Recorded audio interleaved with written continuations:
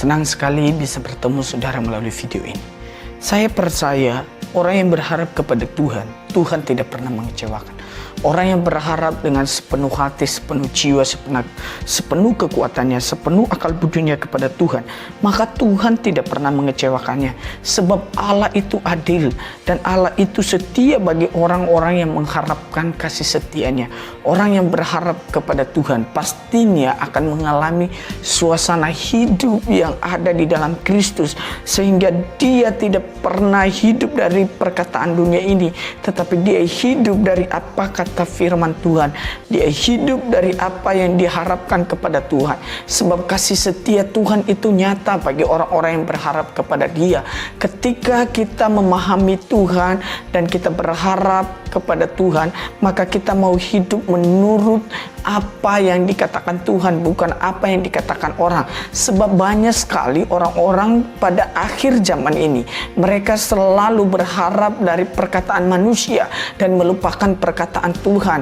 Perkataan Tuhan itu ya dan amin, pasti akan tergenapi bagi mereka yang terus berharap akan kasih setia Tuhan. Sebab orang yang mengandalkan Tuhan tidak pernah dikecewakan oleh Tuhan. Orang yang mengandalkan Tuhan tidak pernah akan ditinggalkan oleh Tuhan. Sebab ketika kita berharap kepada Tuhan, berarti kita menggantungkan diri kita kepada belas kasihan Tuhan. Karena kita adalah ciptaan Tuhan, maka kita harus menyadari bahwa Dia Tuhan yang tahu yang terbaik bagi kita. Dia Bapa yang tahu yang terbaik bagi kita. Tidak ada yang lebih tahu kebutuhan kita selain Bapa kita yang ada di sorga. Dari kita kecil sampai kita dewasa, Dia membentuk kita seturut kehendaknya. Biarkanlah Tuhan berperkara dalam hidupmu. Biarkanlah Tuhan berperkara dalam rencanamu.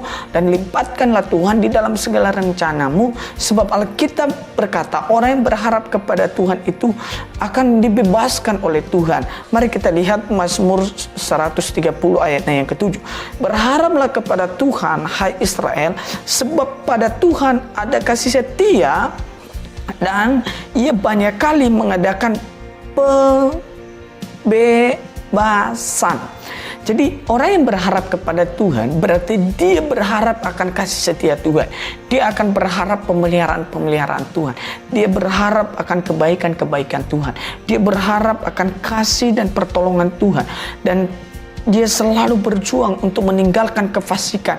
Dia selalu berjuang untuk meninggalkan dosa. Karena perjuangan kita adalah menguasai diri kita sendiri, sehingga diri kita sendiri kita bisa kalahkan dengan firman Tuhan. Kita bisa kalahkan dengan membaca firman Tuhan. Kita bisa kalahkan dengan berdoa.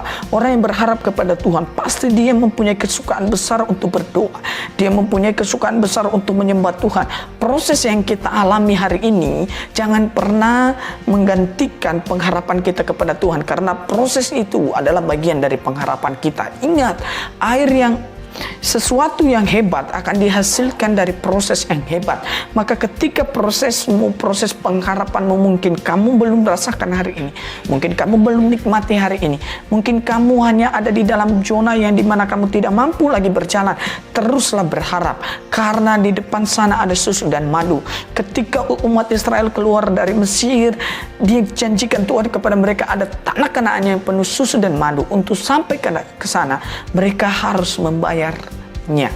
Maka dari itu bayarlah pengharapanmu kepada Tuhan dengan apa? Dengan waktumu untuk terus berdoa, dengan waktumu untuk terus menyembah, dengan waktumu untuk terus berharap kepada Tuhan. Dan buanglah jauh-jauh dari hidup kita dosa, sehingga kita berkenan kepada Tuhan. Tuhan memberkati kita.